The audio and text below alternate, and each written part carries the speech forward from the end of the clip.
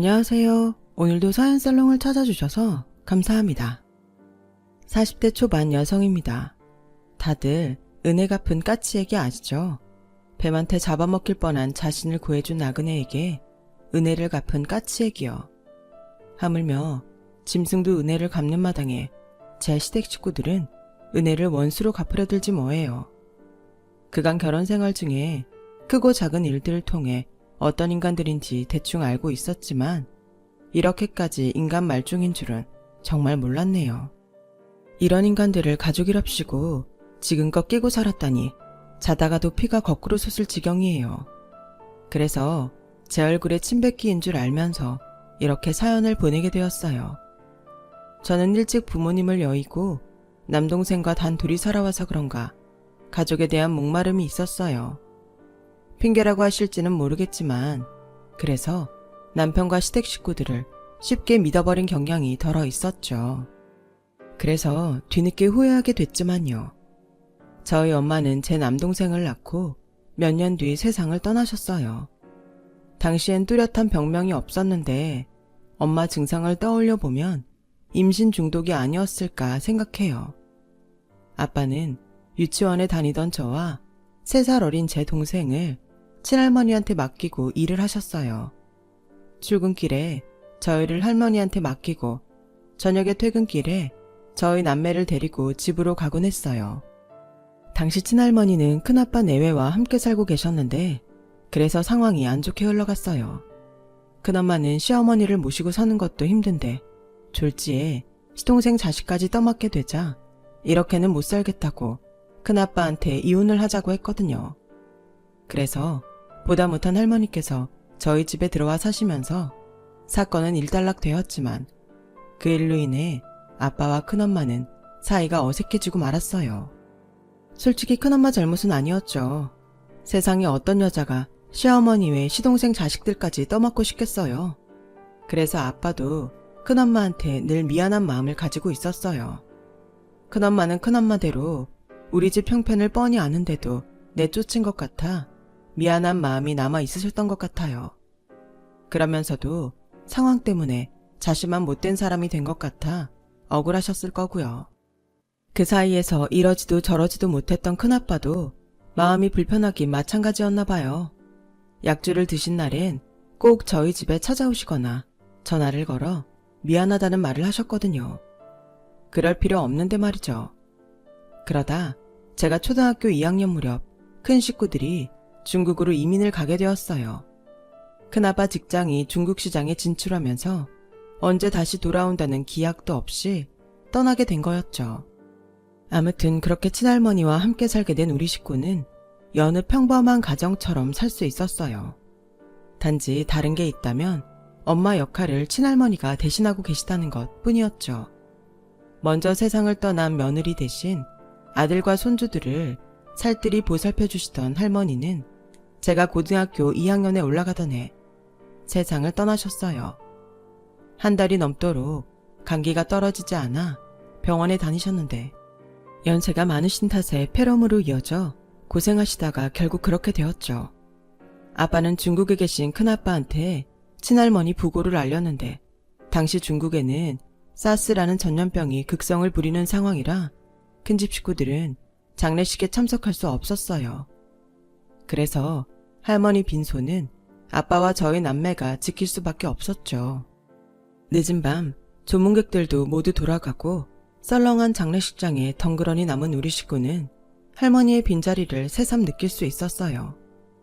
영정사진 속 환하게 웃고 계신 할머니 모습을 보니 당장이라도 어여들 와서 밥 먹어 이러시며 저희를 부르실 것만 같았어요. 우리 남매가 어릴 때부터 엄마 대신 돌봐주셨던 터라 그리움은 이루 말할 수 없었죠. 특히 남동생한테는 할머니와의 이별이 남달랐던 모양이에요. 평소 공부도 않고 날라리들과 어울려 다니던 남동생이 할머니가 돌아가신 이후로 완전히 달라졌거든요. 그동안 함께 몰려다니며 사고를 치던 친구들과 연락을 끊고 하루아침에 모범생으로 탈바꿈한 동생은 반에서 밑바닥 수준이었던 성적을 끌어올려 고등학교에 가고부터는 상위권에 들 정도가 되었어요.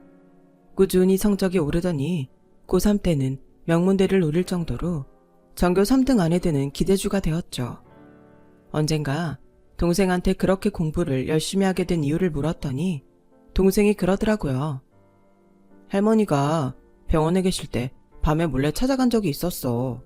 그때 할머니가 호흡도 제대로 못할 정도로 괴로워하시면서도 내 걱정부터 하시더라고. 우리 똥강아지 밥은 먹었냐고. 생사를 넘나드는 상황에 자신보다도 손주 밥 한 끼가 중요하신 분을 그동안 철없는 내가 괴롭혀왔다는 생각에 죄송해서 미칠 것 같았어. 그래서 그날 할머니한테 약속했어. 앞으로는 싸움질도 안 하고 공부도 열심히 하겠다고 말이야. 의사가 돼서 할머니 병 고쳐드릴 테니 그때까지만 기다려달라고 했는데 할머니도 나도 그 약속을 못 지켰네. 비록 할머니는 돌아가셨지만 망나니 손주가 마음을 다잡고 이후 명문대에 들어가게 됐으니 할머니는 끝까지 손주를 제대로 키우신 거나 진배 없죠. 할머니가 돌아가신 이후에는 제가 집안일을 도맡아 했어요. 남동생도 전과 달리 말썽을 부리지 않아서 그리 힘든 일은 없었지만 공부에만 신경 써도 모자랄 판에 집안일을 도맡아 하려니 성적이 떨어지는 건 어쩔 수 없었죠. 결국 저는 원하던 대학에 가지 못하고 전문대에 들어가게 되었어요. 마음 같아선 재수를 하고 싶었지만 그래봤자 달라질 건 없다는 생각이 들더라고요. 재수학원에 다니면서도 여전히 저는 집안 살림까지 맡아 해야 했으니까요. 그래서 욕심을 적기로 했어요. 정 공부가 더 하고 싶다면 그때 가서 학점은행을 통해 학점을 채워서 대학원에 가든지 아니면 편입을 하는 방법도 있으니까 안심이 됐거든요. 하지만 막상 전문대를 졸업하고 직장에 다니게 되니까 공부를 더 해야겠다는 생각은 안 들었어요. 눈앞에 닥친 업무를 해내는 게 더 시급했으니까요. 입사하고 몇 달이 지나자 슬슬 일이 손에 익기 시작했어요. 그러자 주변에 눈을 돌릴 여유도 생겼고 같은 부서 선배 주선으로 단체 소개팅에 나가기도 했죠. 소개팅에 나온 남자들은 하나같이 학벌이란 스펙이 좋더라고요. 그래서 그런가 다들 야망도 있고 입속도 밝은 편이었어요. 대놓고 연애 따로 결혼 따로라고 말하며 그 자리에 나온 여자들은 학벌이며 스펙이 자신들만 못하기 때문에 연애용에 불과하다는 뉘앙스를 풍기더라고요. 정말 재수없었어요. 그런데 업무 때문에 퇴근이 늦었다며 뒤늦게 합류한 남자가 있었는데 그 사람은 소개팅에 나온 남자들과는 결이 다르더라고요. 뭐랄까 사람을 대하는 게 진중하다랄까요? 종업원을 대하는 태도나 소개팅에 나온 여자들을 대하는 태도가 확실히 일행들과 달랐어요. 그렇다 보니 여자들의 관심은 단연 그 사람한테 쏠렸죠. 저 역시 그 사람이 마음에 들었지만 경쟁이 하도 치열해서 지레 포기한 채 시간이 흐르기만을 기다렸어요. 그렇게 술자리가 끝나고 다들 밖으로 나왔는데 글쎄 그 남자가 제게 집이 어디냐고 묻지 뭐예요. 괜찮으시다면 제가 모셔다 드릴게요. 차를 가져와서 술을 안 마셨거든요. 딱지가 저한테 말을 하자 함께 소개팅에 나갔던 여직원들이 저를 쏘아보더라고요. 회사에서 막내인 터라 눈치가 보여서 괜찮다고 사양을 했는데 그러지 말고 타고 가라며 제 손목을 잡곤 차에 태웠어요. 솔직히 싫지 않더라고요.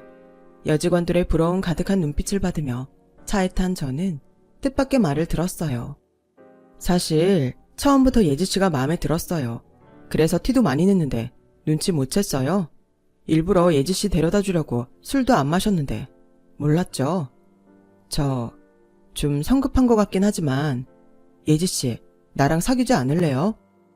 생각지도 못한 기습 대시에 깜짝 놀랐지만 내심 기분이 좋았어요. 아직까지 이성을 사귀어 본 적이 없던 터라 설레고 궁금했거든요. 그렇다고 말 끝나기가 무섭게 좋다고 하기는 좀 겸연쩍었어요. 그래서 며칠을 생각해보겠다고 했죠. 그렇게 며칠이 지났어요. 혹시 주말에 시간 되냐고 문자가 왔더라고요. 별다른 약속 없다고 했더니 교외로 드라이브를 가자길래 따라 나섰어요. 국도를 타고 청평에 가서 맛있는 것도 먹고 오는 길에 양평 두물머리에 들러 산책을 했어요. 마음속으론 언제 말을 꺼내야 하나 기회만 노리고 있었죠. 그런데 그 사람이 먼저 말을 꺼냈어요. 생각은 좀 해봤냐고요. 그래서 사귀자고 말했죠. 그렇게 생애 첫 연애를 시작했고 그이와 7년 연애를 했어요. 연애 기간이 길어지면 길어질수록 결혼에 대한 걱정이 앞섰어요. 부모님이 모두 안 계신 데다 제겐 돌봐야 할 남동생이 있었으니까요. 그러던 어느 날 드디어 남자친구가 결혼 얘기를 꺼냈어요. 둘 다 나이도 찼고 생활력도 갖추게 됐으니 슬슬 결혼을 준비하는 게 어떻겠냐고요. 제가 선뜻 대답을 못하자 결혼 못할 이유라도 있냐고 묻더라고요. 저희 부모님 제사 때도 늘 참석해주고 남동생이 군에 있을 때 같이 면회도 갔던 터라 저희 집 사정을 잘 아는 남자친구는 그 외에 자신이 모르는 비밀이 있느냐고 물었죠. 바로 그게 문제야. 자기는 이해해줄지 모르지만 자기 부모님은 다를 테니까. 부모님 없는 것도 못마땅하실 텐데 남동생까지 데리고 시집을 갈 수는 없는 거잖아. 난 또 뭐라고. 그런 거라면 걱정할 거 없어. 우리 부모님도 자기 처지 다 알고 계시니까. 그리고 우리 부모님은 그런 걸로 트집 잡을 분들 아니야. 자기도 만나보면 알 거야. 그 말을 다 믿었던 건 아니지만 그래도 조금은 기대를 했던 것도 사실이에요. 그래서 인사를 드리러 찾아갔죠. 남자친구 말대로 부모님 문제나 남동생 일로 딱히 딴지를 걸지는 않으셨어요. 하지만 뭐랄까 썩 반기는 분위기도 아니었죠. 우리가 니들한테 해줄 건 없다. 그래도 결혼을 하려거든 해라. 는 듯 무심하고 심드렁한 반응이셨어요. 어떻게 자식 혼사에 이렇게 관심이 없을 수 있을까 싶을 정도였죠. 물론 제게는 그게 더 다행이었지만요. 신혼집은 아빠가 물려주신 집에 차리기로 했고 혼수는 꼭 필요한 가구랑 전자제품 몇 개만 구입해 채워 넣었어요. 한마디로 집과 살림을 제가 다 한 거죠. 남동생을 데리고 살기로 했기 때문에 남편과 시댁에 눈치가 보였거든요. 제 딴엔 그렇게 해야 제 동생도 눈치 안 보고 지낼 수 있을 것 같아서 그랬는데 제가 오판을 한 거였죠. 남동생은 갓 결혼한 누나한테 얹혀 사는 게 미안했는지 평일엔 회사 일로 바쁘다고 늦게 들어오고 주말에는 약속이 있다며 거의 매주 주말 휴일을 밖에서 보냈어요. 나중에 알게 된 거지만 매형 눈치가 보여서 일부러 밖에서 시간을 보냈던 거였더라고요. 남동생이 그렇게까지 배려를 해주는데도 시댁 식구들은 저희 집에 올 때마다 남동생은 장가갈 생각도 안 하냐고 은근히 압박을 했어요. 명절엔 특히 괜한 트집까지 잡았어요. 네 동생은 장가 안 간다니? 나이가 어린 것도 아니고 철이 없는 것도 아닌데 언제까지 매형 집에 얹혀 살겠다니? 사람이 양심이 있어야지. 오늘만 해도 그렇다. 네 동생만 아니면 한 며칠 여기서 푹 쉬었다 가면 좀 좋아? 명절에 네 동생 혼자 두게 했다고 흉볼까봐 겁나서 내가 니들 보고 더 있다 가란 말도 못하겠다. 누가 상전인지 모르겠어 정말. 말끝마다 내 동생이 당신 아들 집에 얹혀 산다 그러시는데 정말 어이가 없었어요. 누가 누구 집에 얹혀 사는지 당신들이 더 잘 알면서 왜 말을 그렇게 하나 몰라요. 시어머니는 그렇다 치고 시누이까지 마치 자기가 있어야 할 자리에 제 동생이 염치 없게 자리 차지하고 있는 것처럼 말했어요. 세언니 동생은 언제까지 오빠 집에서 살 거래요? 나 요즘 출퇴근하느라 힘들어 죽겠어요. 오빠 집에서 살면 우리 회사랑도 가깝고 좋은데 세언니 동생 때문에 내가 뭔 고생이래요? 마치 자기 집에 제 동생이 민폐를 끼치며 사는 것처럼 말하더라고요. 그래서 한마디 하려다가 괜히 분란만 일으킬 것 같아서 참았는데 그때 참지 말고 지를 걸 그랬어요. 그랬다면 지금까지 벙어리 냉가슴을 앓지 않아도 됐고 이후에 황당하고 어이없는 일도 안 당했을 테니까요.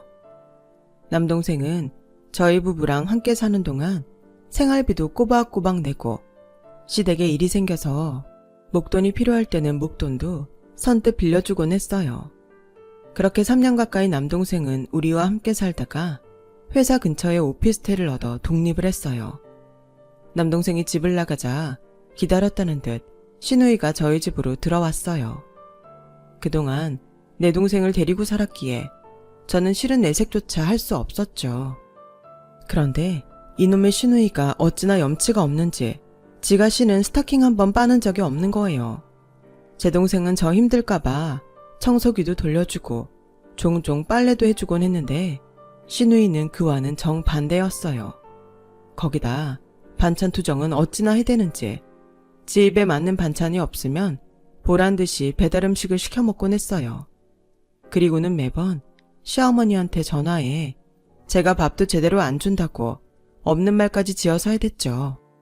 그럴 때마다 시어머니는 제가 당신 자식들을 굶기기라도 하는 줄 아는지 득달같이 반찬을 싸들고 찾아왔죠. 그렇다 보니 평일이고 주말이고 제가 쉴 틈이 없는 거예요. 그러다 급기야 저희 집에서 시댁 제사까지 지내자고 하는 거 있죠. 아들, 딸의 며느리까지 이 집에 사는데 여기서 지내는 게 편하지 않겠니? 니들 오가며 길에서 버리는 시간도 아끼고 말이야. 하지만 어머님, 저희 집에서는 친정 부모님이랑 할머니 제사를 지내고 있는걸요. 한 집에서 양가 제사를 지낼 수는 없는 거잖아요.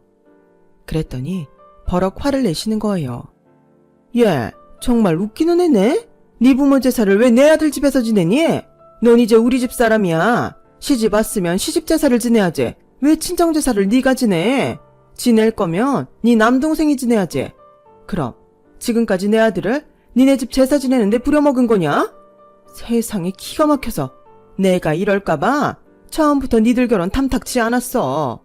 그래도 부모 없다고 안 받아주면 너무 매정한 것 같아서 불쌍해서 참고 받아줬더니 네가 은혜를 원수로 갚아? 너 이럴 거면 당장 이혼해. 더는 너처럼 배응망덕한 며느리 못 봐주겠으니까 나가라고. 어머님, 제가 이런 말까지는 안 하려고 했는데요. 더는 안 되겠네요. 여기 저희 집이에요. 저희 부모님이 주신 집이라고요. 부모님 집에서 내 부모 제사 지내는데 그게 잘못된 건가요? 제 남동생 보고 지내라고요. 네, 그래서 제 남동생이랑 이 집에서 제사 지내왔는데 어머님이 제 동생 내보내라고 하신 거잖아요. 그래놓고 이제 여기서 내 부모 제사도 지내지 말라고요? 그럼 제 부모님 제사는 도대체 어디서 지내란 말씀이세요? 정말 너무하시네요. 그동안 참았던 서름이 터져서 눈물이 그치지 않았어요.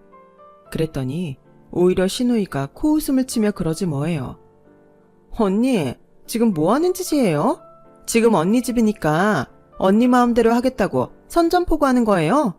남녀가 결혼을 했으면 결혼 전에 있던 재산은 공동 소유가 되는 건 당연한데 이제 와서 생색이라도 내겠다는 거예요? 그리고 애초에 언니 부모님이 일찍 돌아가시지만 않았으면 이렇게 큰 소리 날 일은 없는 거잖아요. 이 모든 잘못은 일찍 죽은 언니 부모님 잘못인데 왜 우리 엄마한테 따져요? 한 번만 더 우리 엄마한테 큰 소리 내면 그땐 내가 안 참아요? 신우이의 황당한 소리에 잠자코 듣고 있던 남편이 버럭 소리를 질렀어요. 이 기집애가 어디서 손이 올케한테 큰 소리야. 너야말로 한 번만 더 이따위를 굴었다간 내가 가만 안 둘 줄 알아? 엄마도 그래. 이 사람 1년에 하루 부모님 생각하며 동생이랑 제사 지내는데 그걸 뭐라 그러면 어떡해? 솔직히 나 결혼할 때 엄마가 해준 거 하나도 없잖아. 그래놓고 이 사람한테 집 문제로 따지는 건 반칙이지.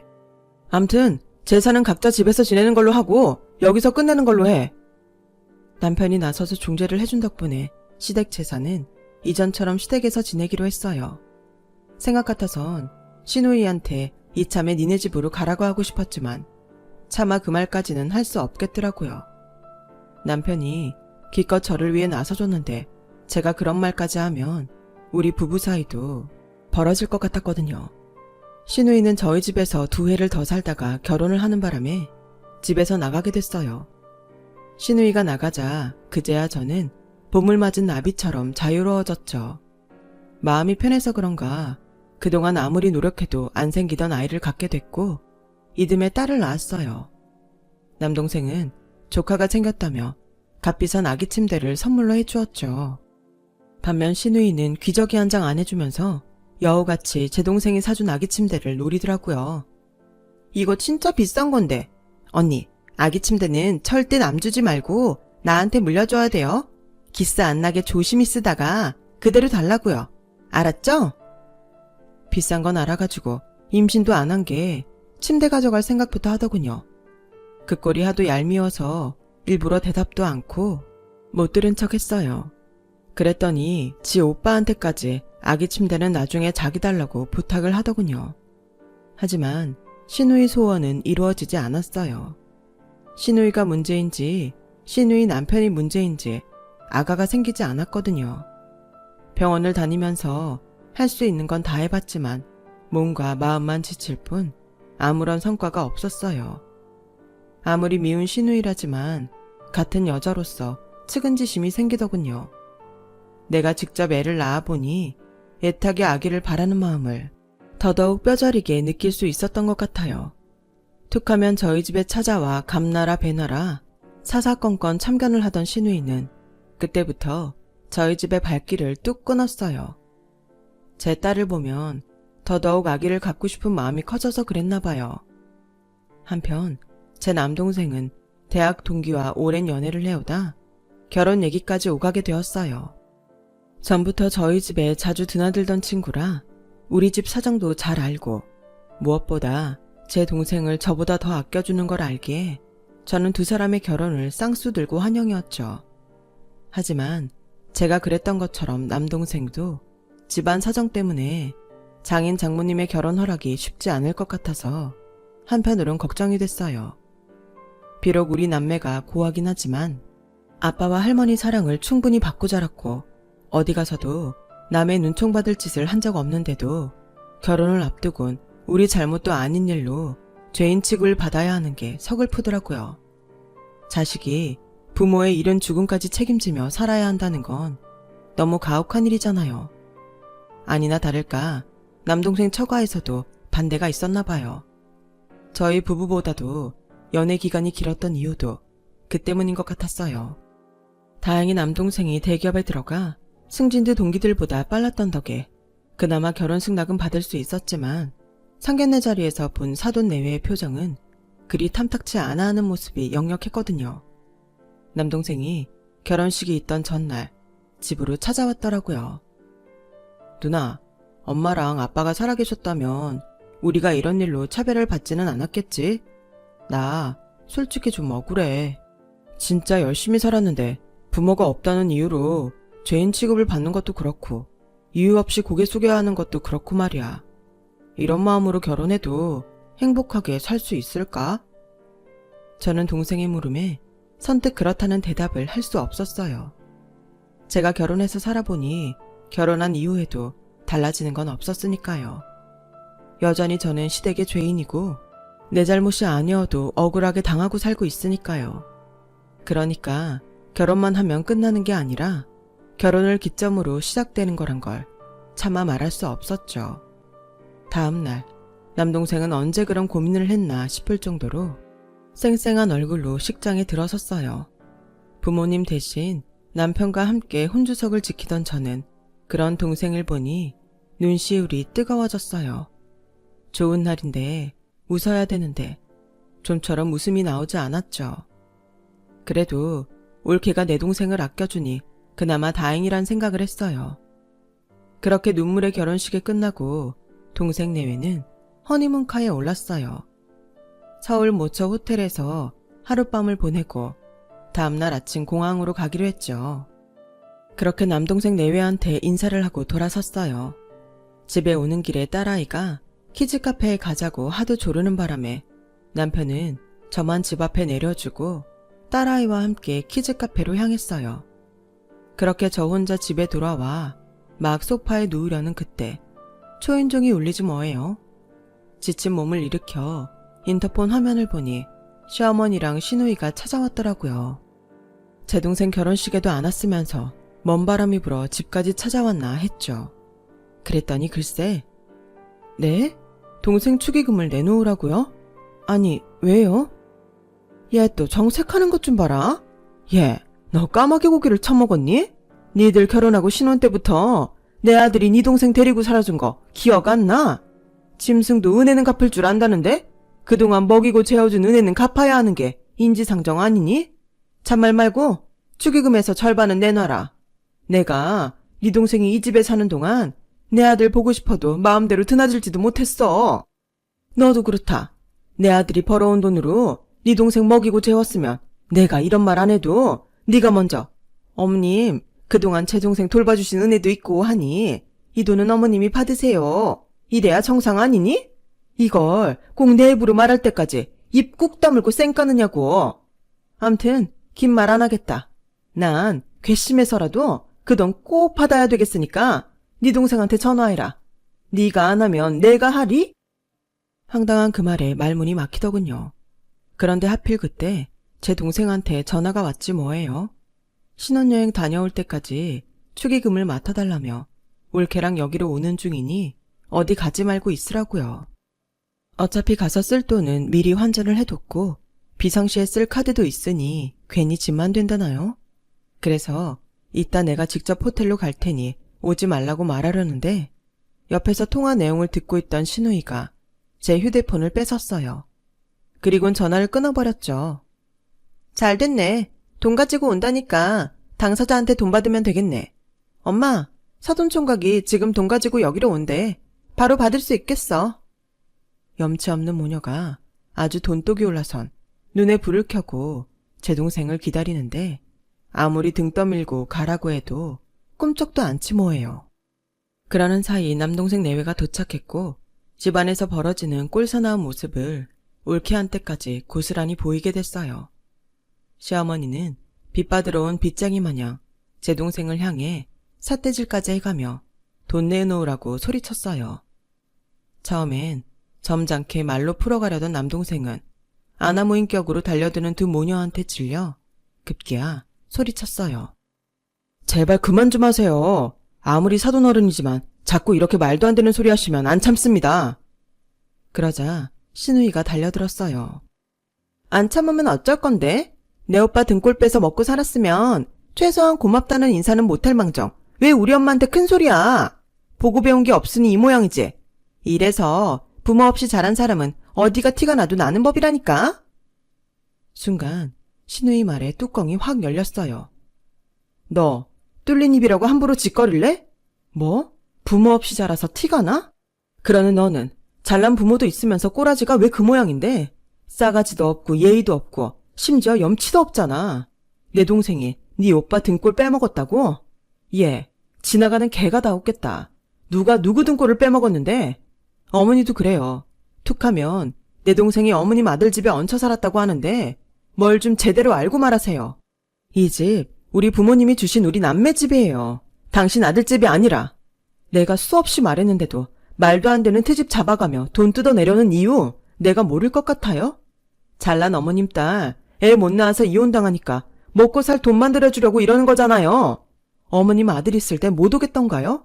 창피해서 못 오겠더냐고요. 그래서 만만한 저 혼자 있을 때만 찾아와서 이렇게 사람 속을 뒤집어 놓는 거냐고요. 그동안 나한테 이러는 건 참아왔지만 내 동생한테까지 이러면 나도 못 참죠. 어머님이 선을 넘은 거예요.